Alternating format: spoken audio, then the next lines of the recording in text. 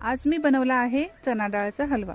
तर त्यासाठी आपल्याला लागणार आहे ऑफकोर्स चना डाळ चांगल्या क्वालिटीची घ्यायची आहे आणि जाडसर बुडाच्या कढईमध्ये भाजून घ्यायची आहे बारीक गॅस करून। ठीक आहे, थोडीशी वेलची वाटून ठेवायची आहे आणि डाळ थोडीशी थंड झाली का मग मिक्सरमध्ये पावडर करून घ्यायची आहे। मी थोडीशी दाणेदारच ठेवलेली आहे, तुम्हाला हवं असेल तर तुम्ही चाळून घेऊ शकता। ठीक आहे, आता साखरेचा पाक बनवून घ्यायचा आहे। त्यासाठी मी घेतलेली आहे 1 वाटी साखर आणि 2 वाटी पाणी। एकतारी पाक बनवायचा नाहीये, फक्त थोडीशी उकळी काढून घ्यायची आहे। ठीक आहे, आता साईडला ठेवून द्यायचं आहे। आता कढईमध्ये तूप ॲड करायचं आहे, 1 वाटी तूप, आणि त्यामध्ये ही पावडर ॲड करायची आहे आणि छान असं भाजून घ्यायचं आहे 10 मिनिटापर्यंत। आणि नंतर मग हे आपण साखरेचं पाणी बनवून ठेवला होता ना, तो ॲड करायचा आहे आणि लगेच गॅस बंद करायचा आहे।